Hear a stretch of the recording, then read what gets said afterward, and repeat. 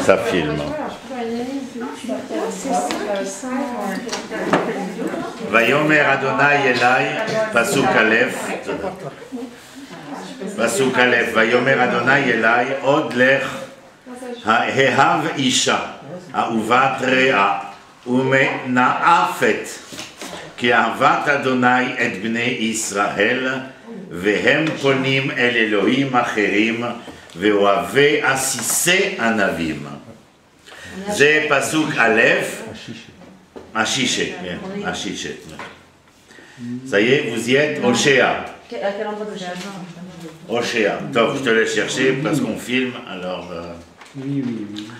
Donc, on se rappelle de Oshéa qui a pris une femme prostituée. Et pour les raisons que nous avions explicitées, on se rappelle, à savoir que le Midrash, lui, raconte une histoire qui se veut plus interpellante, dans le sens où l'histoire dit que l'Éternel rencontre Oshéa en lui demandant comment va le peuple, à lui, Navi d'Israël, et celui-ci de répondre que le peuple va mal. Quelle est la proposition de Oshéa, lui demande l'Éternel? Eh bien, de changer de peuple. Alors, Oshéa est envoyé épouser une prostituée avec laquelle il a des enfants, chaque enfant portant le nom de la colère de l'Éternel, ou plutôt de la non-reconnaissance de l'Éternel. On imagine l'histoire exégétique en nous disant que des années plus tard, l'Éternel interpelle, Oshéa, et lui demande comment va mon peuple, etc. Et Oshéa a la même réponse, et l'Éternel de lui dire: mais j'ai entendu que tu t'étais marié avec une prostituée, que tu avais des enfants. Est-ce que les enfants sont véritablement tes enfants? Et Oshéa de répondre: ce sont mes enfants, et comme ils sont, je les prends. Et l'Éternel lui dit: merci de ta réponse. Et on avait tous compris, bien entendu, de quoi il était question. Ensuite, il avait été au chapitre 2 de Oshéa. C'est véritablement la tochacha, c'est-à-dire la remise en question d'Israël par l'Éternel dans sa conduite et dans son comportement, avec bien entendu toujours la possibilité de pouvoir se remettre en question et de pouvoir revenir à l'Éternel. Et puis nous avions vu essentiellement qu'est-ce que l'Éternel appelait le retour. Le retour avait été Ve'erasti Chali, c'est-à-dire tu es devenu ma conjugaison, ma conjugalité, comme j'aime à le dire. Betzedek ou Bemishpat, Bechesed ou Berachamim. C'est une phrase clé de laquelle il ne faut pas démordre. Il ne faut pas en démordre.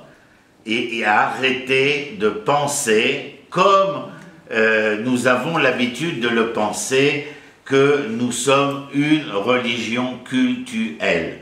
Non point. La religion n'est pas la Torah. Ainsi exprime le Rav Kook dans un livre de Oroth: la religion n'est pas la Torah. Point barre. Et il faut se mettre ça dans la tête et arrêter, même dans nos textos, même dans nos WhatsApp, de nous comporter comme des religieux et des religieuses. Nous sommes porteurs d'un projet. Nous sommes les témoins d'un contrat social, d'une identité morale à faire valoir à la lueur du monde, et on continue à se comporter comme si on était des petites grenouilles de bénitier croyant avec la foi du charbonnier. C'est désastreux, c'est affligeant même.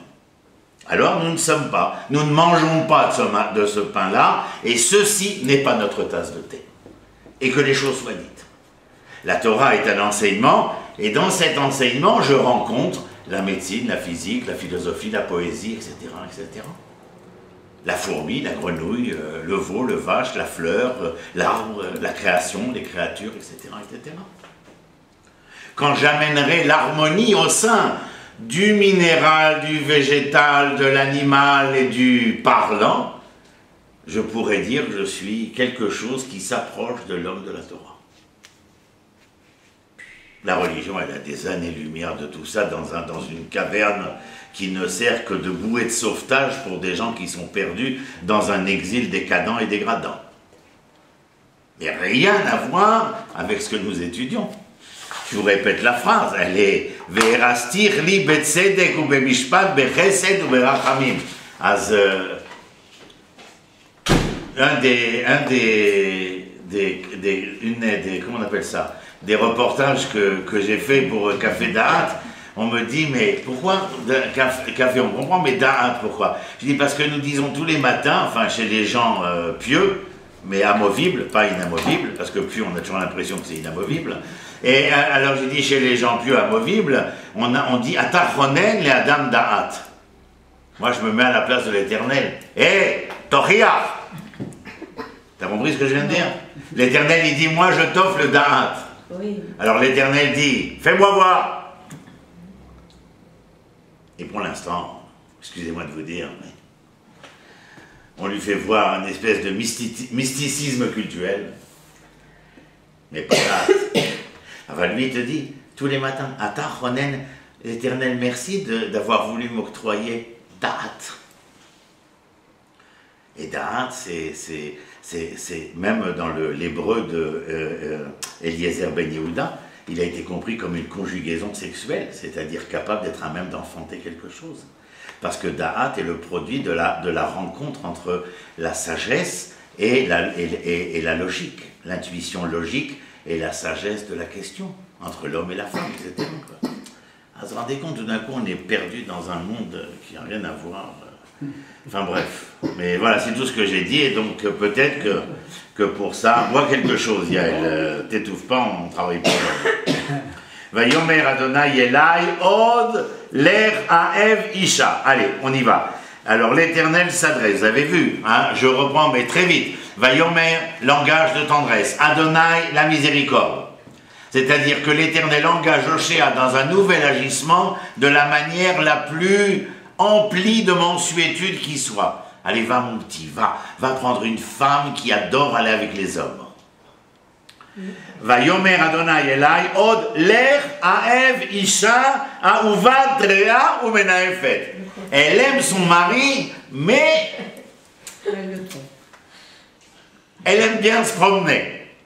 Vous savez pourquoi on appelait les péripatéticiennes, le mot grec? C'est celle qui adorait marcher de long en large, le mot grec. Voilà. Et donc de long en large, on fait des rencontres à tout vent. C'est le cas de le dire, de long en large. C'est-à-dire, sans développer le sujet. Ahuvatrea umenaefet. C'est-à-dire qu'il lui dit, tu vas aller prendre une femme qui... Ahuvatrea, elle était l'amour de sa vie, de la vie de cet homme. Mais elle préféra aller gambader dans des champs étrangers. Mena Efet, Niouf, c'est pas véritablement trompé. C'est l'adultère, bien entendu. Mais Niouf dans le sens d'être toujours dans l'avidité d'aller à la rencontre de quelque chose qui m'apporte. Je sais pas comment dire, parce que surtout pas employer le mot d'épicure. On a fait suffisamment de conneries en hébreu avec le mot épicure, et avec l'épicure lui-même, le pauvre, qui est un sage. Donc ça aussi, ce sera révisé prochainement. Qu'est-ce que nous dirons? Oui, une manière un hédonisme exacerbé, c'est-à-dire d'être dans la quête et la recherche du plaisir, ce qui n'est pas le cas chez Épicure.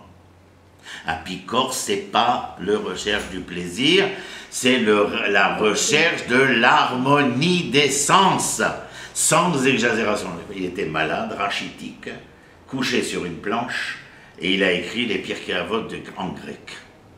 Les Pirkei Avot à lui, bien entendu. Donc, c'est pas du tout mauvaise expression.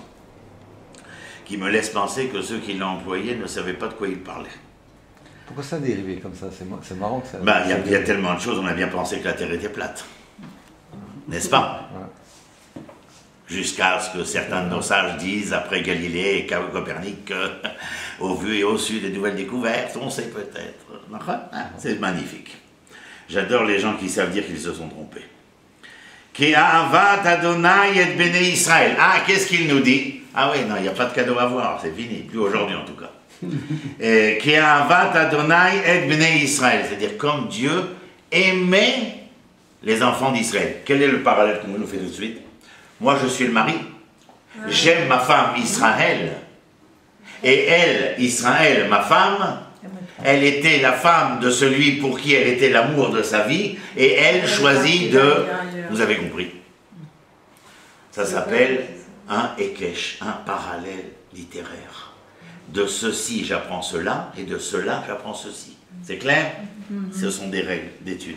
Ve'em ponim el Elohim acherim, bien entendu, voilà, c'est clair maintenant. Em ponim el Elohim acherim, ve'oave ashiché anavim.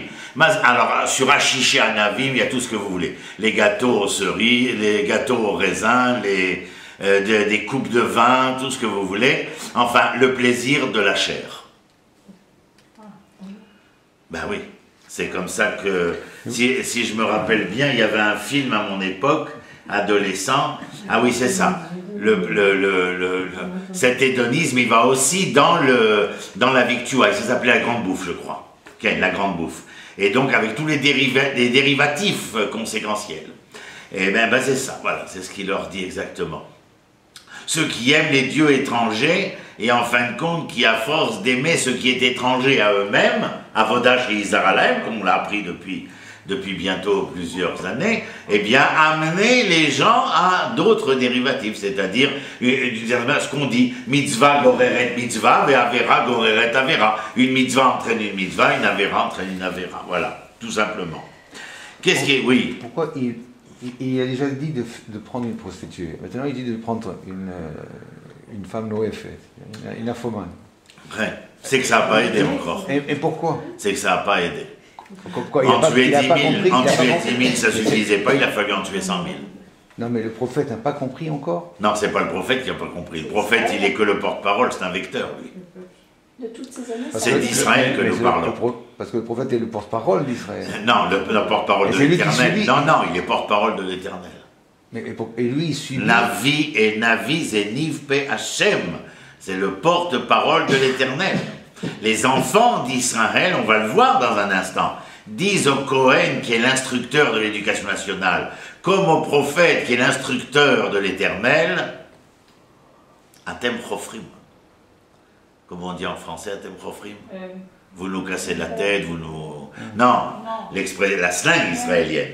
Ata Chofer li barosh. Ça veut dire que tu me remplis la tête, tu me casses la tête, pour ne pas dire d'autre chose, bien entendu. Mais il est bien clair que le Navi est représentant ici. C'est-à-dire qu'au fur et à mesure de ce que tu lis dans Oshéa, eh bien, il est clair que nous avons affaire à des gens qui résistent. Puisque nous passons à une autre étape. Mais lui, voilà. Il subit, même en lui subit, mais c'est son rôle, lui. On ne peut pas être le porte-parole et se détacher du gouvernement. Lorsque tu es porte-parole du gouvernement, c'est clair ce que ça veut dire. Hein. Tu es impliqué totalement. Et aux yeux de la presse, devant qui tu vas porter la parole du gouvernement, c'est toi qui es en première ligne. C'est pour la raison pour laquelle être porte-parole des gouvernements ne fait jamais guère plaisir à ceux qui reçoivent le poste. Verset bête. Ve'ekrea li bechamisha asar mazé ve'ekrea, c'est je vais l'acquérir. Vous savez que jusqu'à maintenant, la Gemara dit que Isha niknet. C'est-à-dire, il y a 3 manières d'acquérir une femme. L'une d'entre elles, c'est par l'argent.